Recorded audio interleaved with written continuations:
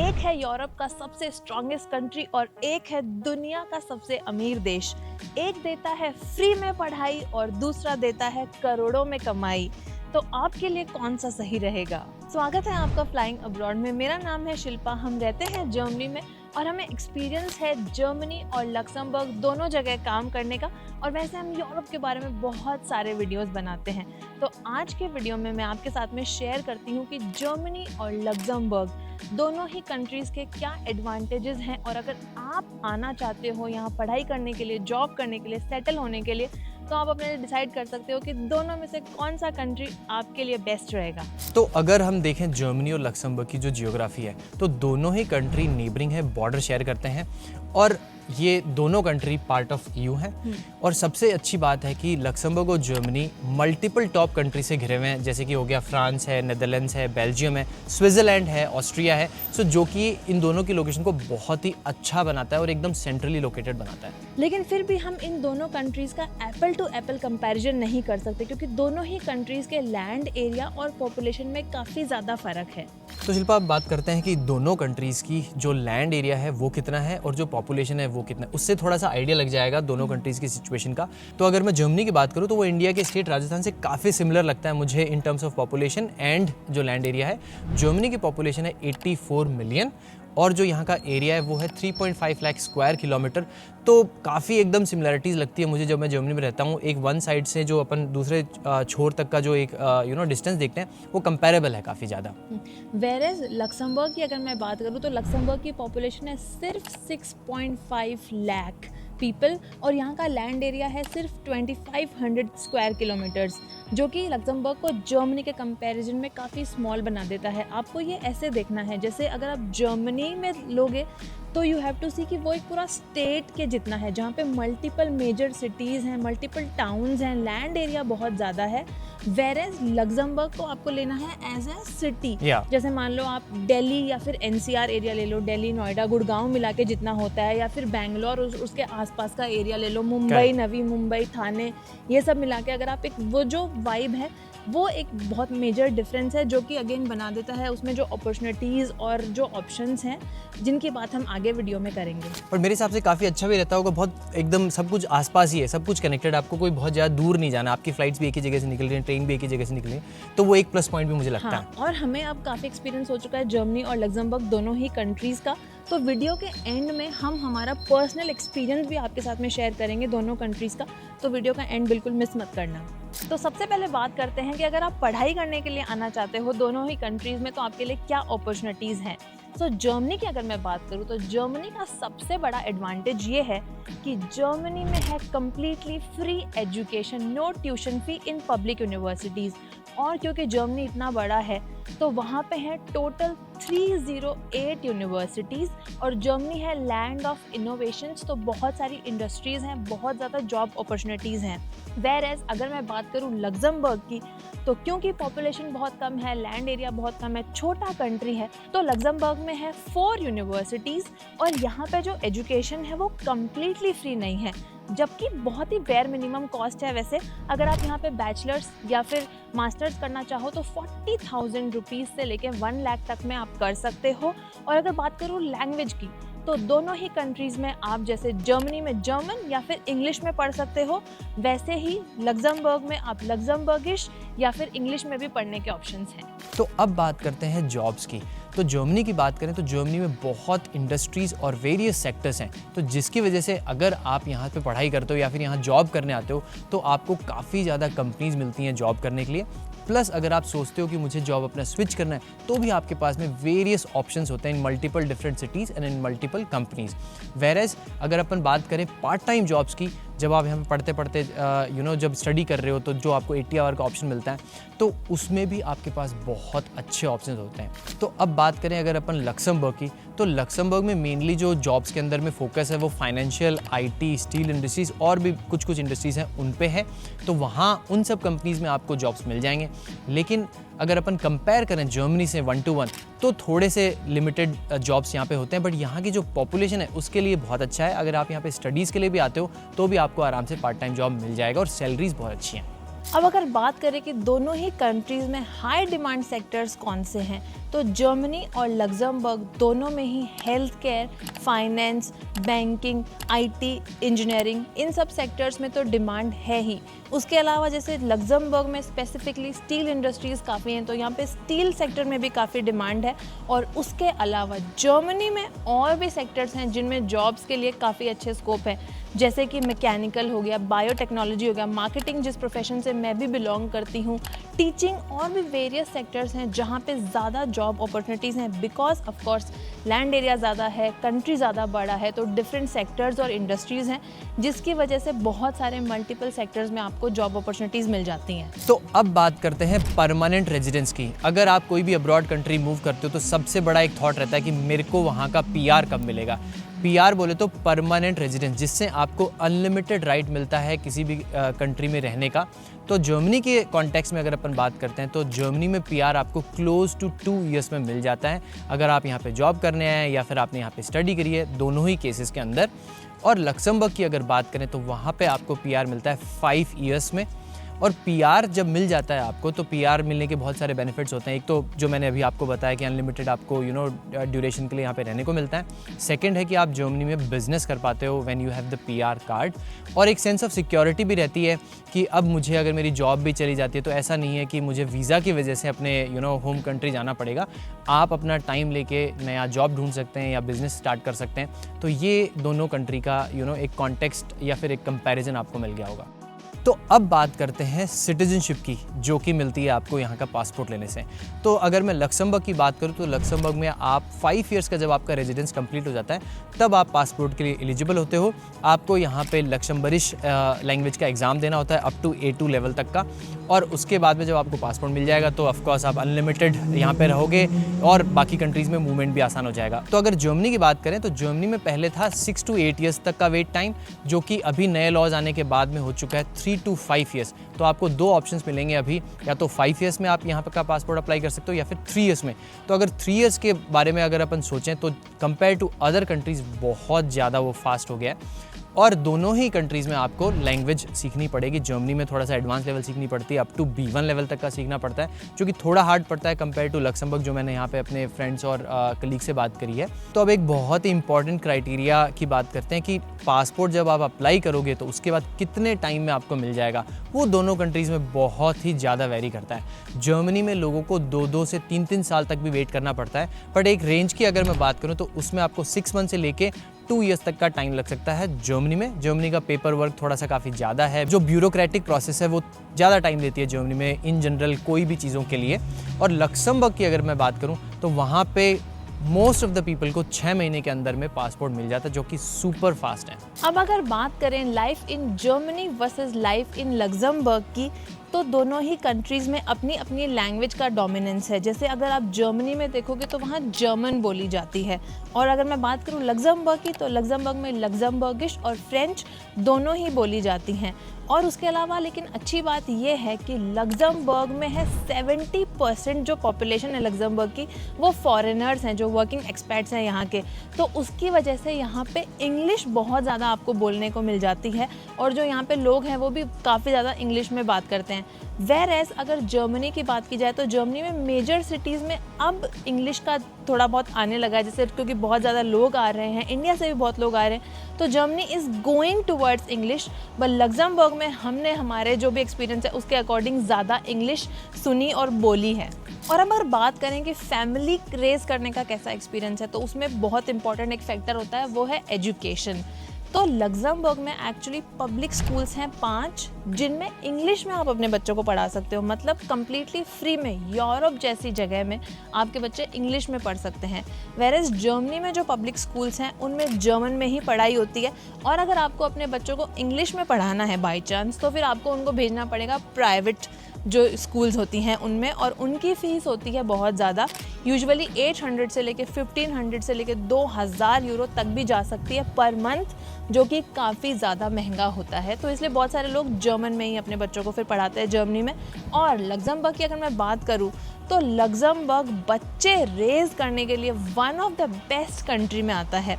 और यहाँ पे जो डे टू डे लाइफ में अगर मैं बात करूँ मेडिकल अपॉइंटमेंट्स अगर आपको लेने हैं तो वो काफ़ी फास्टर मिल जाते हैं। जर्मनी में यूजुअली 2 मंथ से लेके 6 मंथ्स 1 ईयर तक का वेट टाइम होता है अगर आपको कुछ स्पेशलिस्ट अपॉइंटमेंट चाहिए।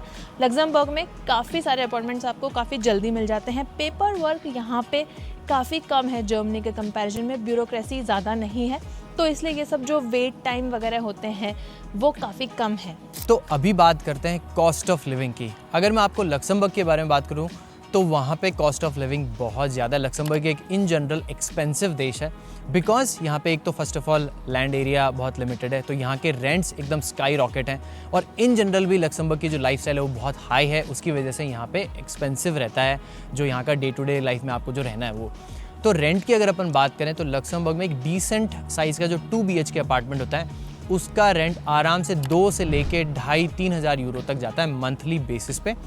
और वहीं अगर यहाँ पे डे टू डे लाइफ में ग्रॉसरीज़ की बात करें तो जर्मनी के कंपैरिजन में लक्समबर्ग की जो ग्रॉसरीज़ हैं वो अराउंड 2 to 3 टाइम्स पड़ती हैं।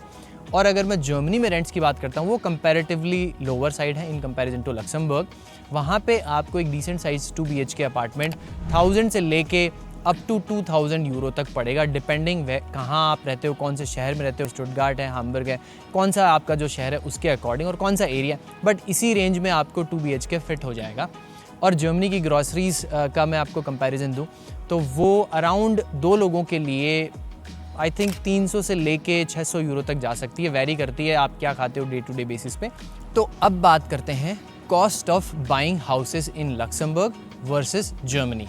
तो जर्मनी में अगर आप 3 बेडरूम का एक अपार्टमेंट देखते हो तो वो आपको इन बिटवीन रेंज करेगा फ्रॉम 5 लाख यूरो से लेके अप टू 250,000 यूरो तक, और ये ऑलमोस्ट आई थिंक हर एक सिटी को कवर कर लेगी ये वाली रेंज। और अगर आप लक्समबर्ग की बात करते हो तो लक्समबर्ग में बहुत महंगे हैं अपार्टमेंट्स और हाउसेस तो मतलब बहुत ही ज़्यादा महंगे हैं, लेकिन एक आपको डिसेंट साइज़ का 3 बेडरूम अपार्टमेंट पड़ जाएगा 250,000 यूरो से लेके अप टू 1 मिलियन यूरो तक। तो 1 मिलियन यूरो तो ऑलमोस्ट 9 CR हो गए, तो उसका लोन चुकाने में मुझे लग रहा है बहुत ज़्यादा लंबा टाइम लग जाएगा। और अब बात करते हैं ट्रैवल, ट्रांसपोर्टेशन, लीजर, इन सब एक्टिविटीज़ की।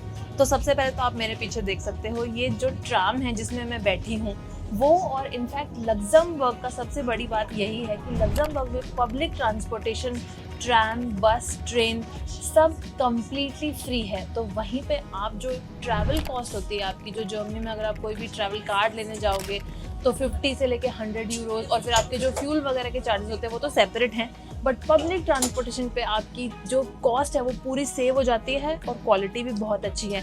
और अगर मैं बात करूँ फ्यूल की भी तो वो भी जर्मनी के कंपैरिजन में लक्समबर्ग में फ्यूल थोड़ा सस्ता है। और उसके बाद में अगर बात करते हैं ट्रैवल ऑप्शंस वगैरह की, तो यहाँ पे जैसे लक्समबर्ग के पास में आ जाता है नेदरलैंड्स, बेल्जियम और फ्रांस। इन सब कंट्रीज़ में आप जा सकते हो, बहुत सारी प्यारी प्यारी सिटीज़ हैं पास में, उनमें आप डे ट्रिप भी कर सकते हो। जर्मनी भी आप जा सकते हो। वेरेज क्योंकि जर्मनी है बहुत बड़ा, तो जर्मनी में अगेन डिपेंड करेगा कि आप कौन सी जगह पे रह रहे हो। मान लो अगर आप बर्लिन के साइड रहते हो तो वहाँ से प्राग, बुडापेस्ट, वियना, ये सब कंट्रीज़ काफ़ी पास हैं। अगर आप म्यूनिख के साइड रहते हो तो स्विट्ज़रलैंड बहुत पास है।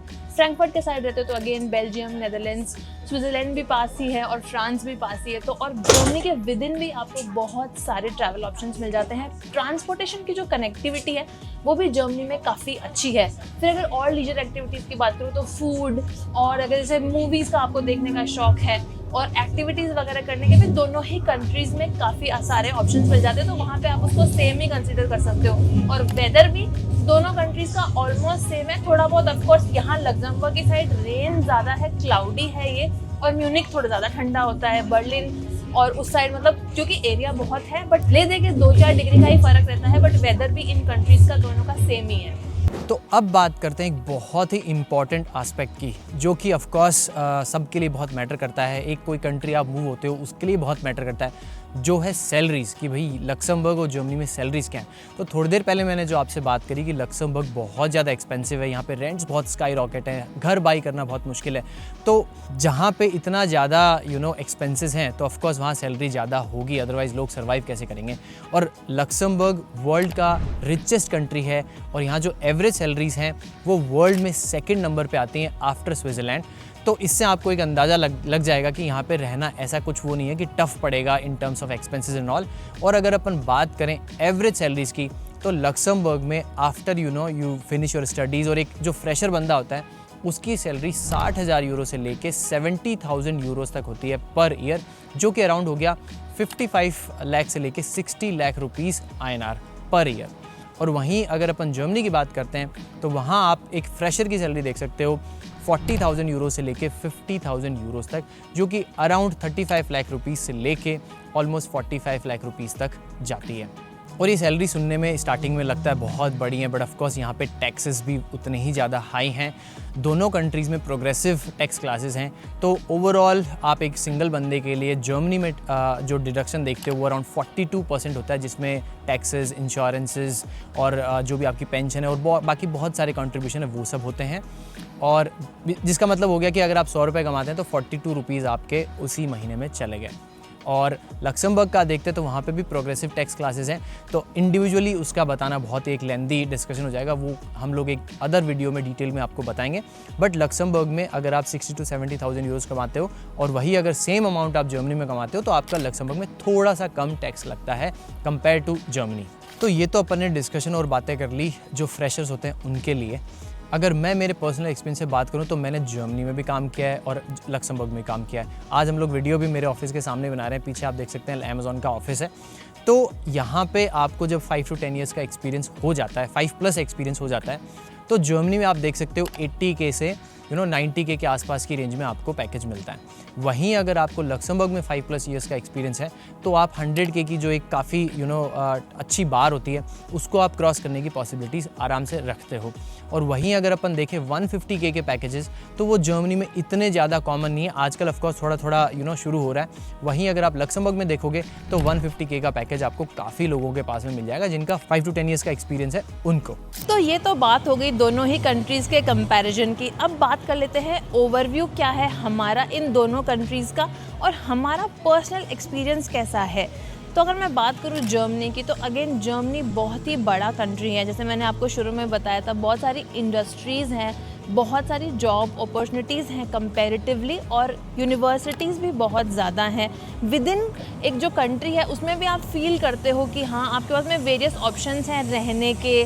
आप अलग टाइप के लैंडस्केप में रह सकते हो। म्यूनिक के साइड अगर आप जाते हो, स्टुटगार्ट में अगर आप रहते हो तो बहुत ही हिली और है ना, जैसे आपको हिल स्टेशन वाइब आती है, सराउंडेड बाय ब्यूटीफुल माउंटेन्स हैं। वेयर फ्रैंकफर्ट जैसे सिटी में अगर आप रहते हो तो आपको लगता है कि हाँ आप एक जो बड़ी बड़ी बिल्डिंग्स, चमचमाते जो शहर होते हैं, स्काईलाइन जो होती है, वो सब आपको एक्सपीरियंस मिल जाता है। और अगर मैं बात करूँ लक्समबर्ग की तो लक्समबर्ग अगेन छोटा है लेकिन बहुत ही ज़्यादा डेवलप्ड है। अगेन लक्समबर्ग में भी जब आप आते हो, यहाँ आप रहते हो, तो आपको लगता है कि आप एक बहुत ही high tech well developed city में रह रहे हो। यहाँ पे भी अगेन आपको यूरोपियन जो स्टाइल के स्ट्रक्चर बिल्डिंग्स होती हैं वो भी दिख जाएंगी, और आप जैसे कि मेरे पीछे देख सकते हो बहुत ही इंटरनेशनल वाइब आपको आ जाएगी। जो बिल्डिंग्स हैं बड़ी बड़ी अगेन चमचमाती, ट्राम्स जो हैं यहाँ की बहुत ही फैंसी बनाती हैं इस सिटी को। और क्योंकि यहाँ पे सैलरीज़ काफ़ी अच्छी हैं, ये ऐसे ही तो रिचेस्ट कंट्री नहीं बना है। यहाँ के जो लोग हैं वो बहुत ही वेल टू डू हैं, बहुत एजुकेटेड हैं। आपको बहुत ही ऐसे लगता है कि हाँ एक एफिलेंट लोग दिखते हैं बहुत ज़्यादा यहाँ पे। कंपैरेटिवली हमें यहाँ पे यंग पॉपुलेशन काफ़ी दिखती है, एक्सपैट्स काफ़ी दिखते हैं, बिकॉज अगेन मैंने आपको बताया लक्समबर्ग की जो वर्किंग पॉपुलेशन है उसमें 70% तो एक्सपैट्स ही हैं। तो ये सब फैक्टर्स मिलकर लक्समबर्ग को भी एक बहुत ही अच्छी जगह बनाते हैं रहने के लिए। भले ही छोटा है लेकिन आपको ऐसे लगेगा जैसे आप एक सिटी में रह रहे हो जो कि बहुत ज़्यादा डेवलप्ड है, बहुत अच्छी क्लास है, वहाँ पे लोग बहुत एफिलेंट हैं, एजुकेटेड हैं। सो यू फील लाइक कि हाँ आपको एक बहुत ही अच्छी डेवलप्ड कंट्री में हो। और ऑफ कोर्स सैलरीज़ बहुत अच्छी हैं, तो क्वालिटी ऑफ लिविंग जो है वो भी काफ़ी हाई है। यहाँ पे जो ग्रॉसरीज हमने देखी हैं वो काफ़ी अच्छी क्वालिटी की आती है। रोड्स आप देख सकते हो, चमचमाती रोड्स हैं, साफ़ सफाई बहुत अच्छी है। तो ये सारी चीज़ें मतलब लक्समबर्ग की भी बहुत अच्छी हैं। और जर्मनी क्योंकि बहुत ज़्यादा बड़ा है तो ऑफ कोर्स आपको बहुत सारे कल्चर्स, बहुत सारे टाइप के लोग, बहुत टाइप के बड़े सिटीज़, छोटे टाउन, कंट्री साइड, वो सब भी मिल जाते हैं। लक्समबर्ग में भी हैं, छोटे टाउन्स भी हैं, पास में विलेजेस वगैरह भी हैं, बट मेजरली यहाँ का जो मेन जो पॉपुलेशन है वो ऑफ कोर्स सिटी में ही रहती है। तो इसलिए दोनों ही कंट्रीज़ एक दूसरे से काफ़ी अलग भी हैं और ढूंढना चाहो तो सिमिलैरिटीज़ भी बहुत सारी मिल जाती हैं। तो ये था कंपैरिजन जर्मनी वर्सेस लक्समबर्ग का। आप बताइए आपको कौन सी कंट्री की कौन सी बात ज़्यादा अच्छी लगी। मेरे अकॉर्डिंग तो दोनों ही कंट्रीज़ अपनी अपनी जगह पे काफ़ी अच्छे हैं, बाकी you can decide for your self. और उसके अलावा अगर आपको लग्जमबर्ग के, जर्मनी के लाइफस्टाइल ट्रैवल वीडियोस देखने हैं तो वो आप हमारे vlogging channel flying abroad vlogs पे भी देख सकते हो। इंस्टाग्राम पे भी आप काफ़ी सारी एजुकेशनल और behind the scenes reels, stories वगैरह देख सकते हो अगर आपको और जानना है इन कंट्रीज़ के बारे में। और अगर ये वीडियो अच्छा लगा हो तो इस वीडियो को लाइक करना, चैनल को अभी तक सब्सक्राइब नहीं किया तो please do subscribe to the channel. I will see you in my next video. Till then bye and take care.